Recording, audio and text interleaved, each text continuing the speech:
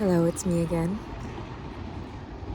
in le musée de Montmartre, and I wanted to share something. I was feeling a little bit sad today. It's my last day visiting in Paris, my first time visiting, and I had a great start to my morning. I went to a yoga shala and I had a facial. Those are reservations that my friend made for me for my birthday, which is so sweet of her. And afterwards, well, she was actually supposed to join me, but she felt very, very tired. We have been doing a lot, and she's been feeling very burnt out, or especially today it hit her. And so she stayed home or in our hotel as I was at the yoga place that was like a 5-minute walk away. And when I came back, we had decided prior that we would spend our last day just soaking in Montmartre because that's our favorite district in Paris. And she told me that she was feeling really tired, but that she wanted to come. But as we were making our way through the metro stations, she was really starting to feeling faint. She was starting to feel faint, and we arrived. And once we got out of the station, she started crying, and I accompanied her to a cafe so she could get something to eat and drink. And she told me to just, walk around and just she'll stay there and recharge because she didn't want me to I guess miss out on my last day. And so I said I'll check up on her in a little bit. And as I was walking around, I started to feel like a little bit like the way she did. She said she was sad because she felt helpless and kind of, I guess lost in a way. And then I think I realized that, everyone is you pushed out. Maybe there is, I'm familiar with that emotion, and I started to kind of feel that as I was making my way through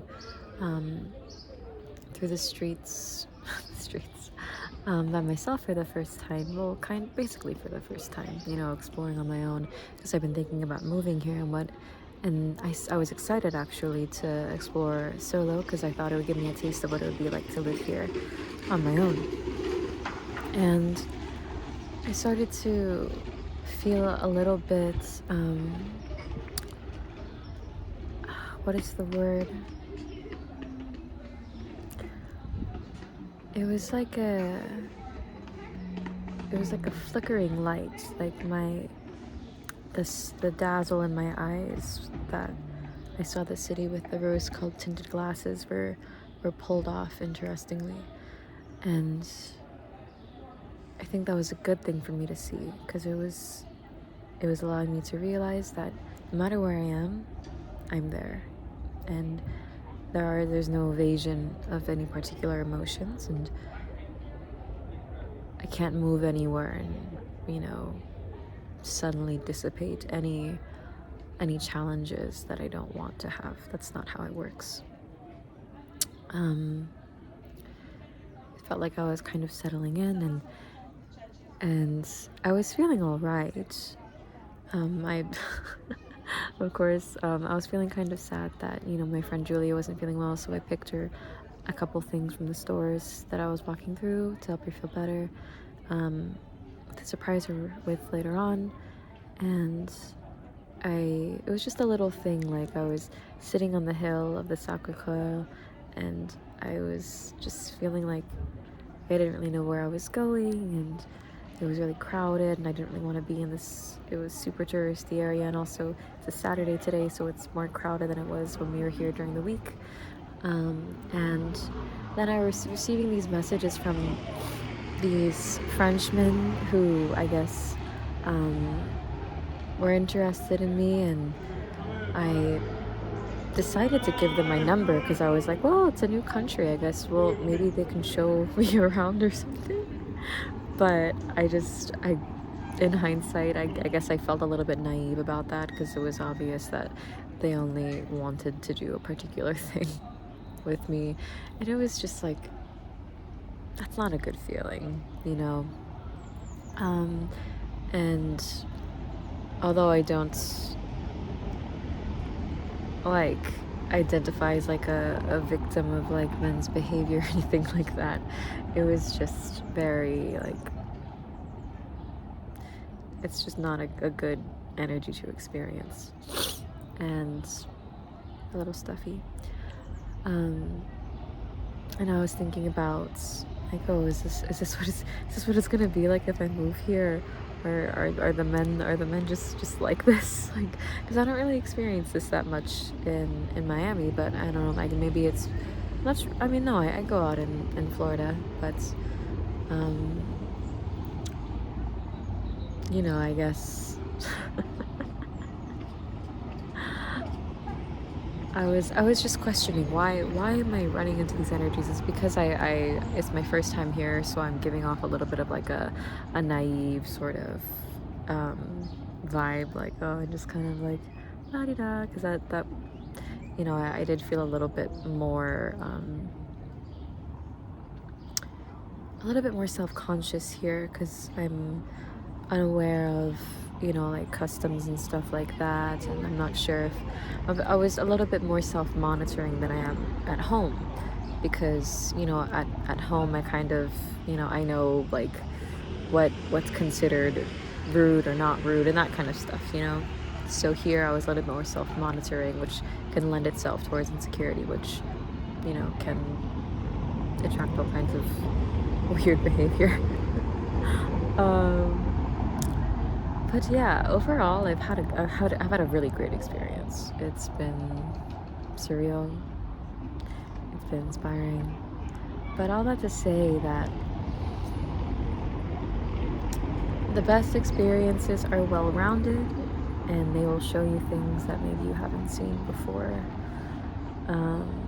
Through this particular experience, I was allowing myself to see that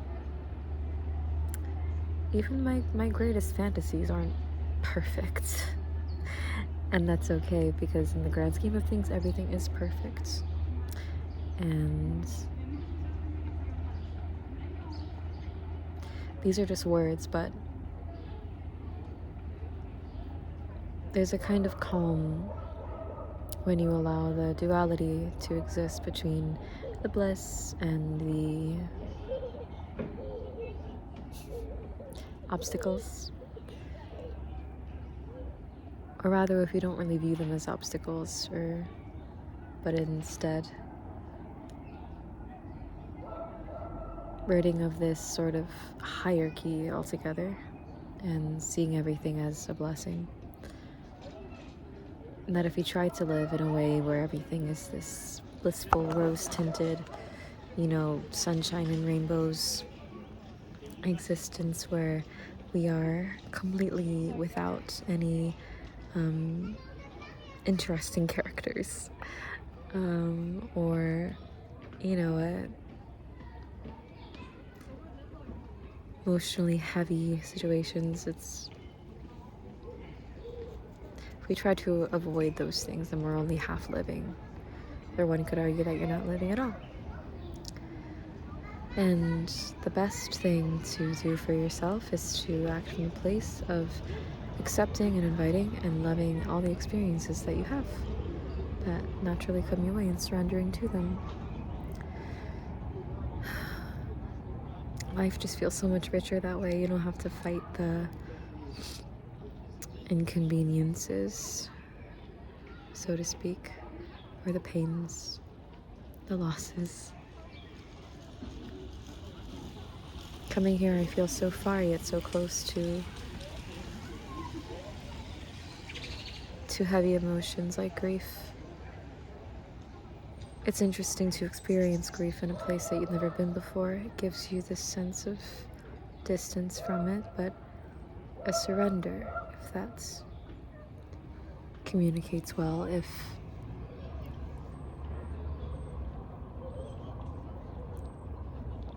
when you allow yourself to detach yourself from an experience instead of identifying with it, you can experience it at a deeper level, a richer level. There's this paradox where the more distance you have between yourself and one thing, detachment, the closer you can become, the deeper you can embody it. Because you're not fighting it or trying to hold on to it. And my phone battery's gonna die if I keep recording, but all I want to say right now is to surrender and love the all, no matter where you are. Okay, well, I should go meet up with my friend now and see how she's doing.